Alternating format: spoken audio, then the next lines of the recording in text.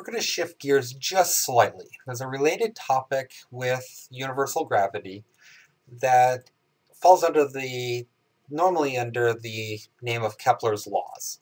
But really what it is it's the Kepler's laws. He has three of these laws that describe how objects orbit other objects. So instead of figuring out at every location what's the force or what's the energy, what's its projectile motion, what does it look like, what is its expected path, we actually got to take a step back and see if we can classify them a little bit more generally. And Kepler's laws are actually pretty powerful tools that we can use, and astronomers use these quite a bit to help them deduce information from things that they observe.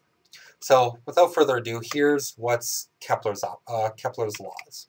So Kepler's three laws, and we're going to do this in reference to the Earth and the Moon. Kepler actually was talking about, normally when we talk about this, as the Earth and the Sun, but it works for any two objects. So we're going to take the Earth, we're going to take the Moon, and we're going to look and see how the Moon orbits the Earth.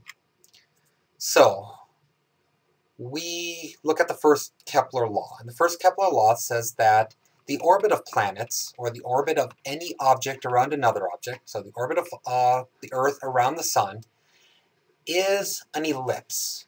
It's an ellipse. It's not a circular orbit that most people think, or that was thought for a long time. Kepler came in and said that it actually is an ellipse, and that the Sun has to be one of the two foci. So, if we were to draw the path of the Moon around the Earth is the object, it would take place of the Sun, so the Earth is at one of the two, is at a focus, or focal point, and the Moon is going to be in this elliptical pattern around it. If we look back at circular motion, and most of the planets are almost circular, they are actually slightly elliptical, but comets, Halley's Comet, for instance, is a very highly elliptical orbit. All follow the same general rule. Circular orbits just mean that these 2 points become closer and closer to the center. So when they're exactly on top of each other, the circle is really just a subset or a special case of an ellipse. That's good. Not so useful information for calculating things, but a very powerful law in itself. Second, Kepler's law, and this is actually where we're going to start getting a little bit more of information for calculation-wise and predicting, is that a line joining a planet, so a line joining a planet and the Sun, so an object orbiting another object, the line connecting the two, if we were to take a stopwatch and count off equal time intervals, so every 1 day or 1 second, the amount of area that this thing will sweep out, we'll talk about that in just a second, is going to be equal throughout its entire path. So the animation will kind of give you a good idea of what's happening. So we're going to draw a line, say, every second. We get a point, point, point, and we can continue this on. But the first time interval, after 1 second, this object had moved from one point to another along this ellipse, or this elliptical path, and the area, this little red area, this little triangle, plus the little bit of stuff that wasn't properly drawn in this picture, is equal to the next time interval. If we do the next second, from second 1 to second 2, this area has the same area as this area. From second 2 to second 3, this area has the same as the previous area. So equal time from point 1 to point 2 to point 3 to point 4 are all equal time. That means the area that they sweep out is going to be equal as well. It really is more of a repercussion or consequence of when we get close to this area, we sweep out much faster. We move along much faster than when we are further away. So we can go back to this and just show the animation one more time. It's not exactly perfect, but it gives you a pretty good idea.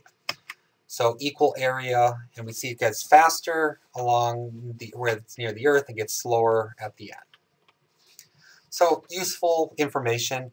Again, this is one of the laws that you don't see normally too terribly much on, but it is a powerful equation, or a powerful set of powerful fact. The third Kepler law is actually probably the one that's the most useful for introductory physics. And it actually is a way of predicting orbits and how long orbits take. So it's a way of relating the orbital period to the distance away from the object. So because we're dealing with elliptical orbits, we have to deal with the semi-major axis, which is from the center to the edge, or the semi-minor axis, which is the short way from the center to the edge. In this case, we talk about the semi-major axis. It's really the distance away that this object is from the center of its path. It also deals with the orbital period. How long does it take to make a full rotation? So it just says that the orbital period, the square of the orbital period, so how long it takes, quantity squared, is proportional to the distance from one point to the edge of its semi-major axis, and it's cubed. So the cube of this is proportional to the square of the period. So objects that are closer in, because when one decreases, the other decreases, the objects that are closer in will have lower orbital times. So the Earth orbiting around the Sun, the Earth orbiting around the Sun is going to have a shorter period. It's going to go around the Sun quicker than an object like Jupiter, which is further away. And we'll actually look at Kepler's second law and Kepler's third law in 2 other videos. We can see what actually happens with these in a little bit more detail. But again, 3 Kepler laws. We orbit with ellipses. Objects orbit with ellipses. We sweep out equal time, equal area and equal time, and a relationship between orbital period and distance away from the object we're orbiting.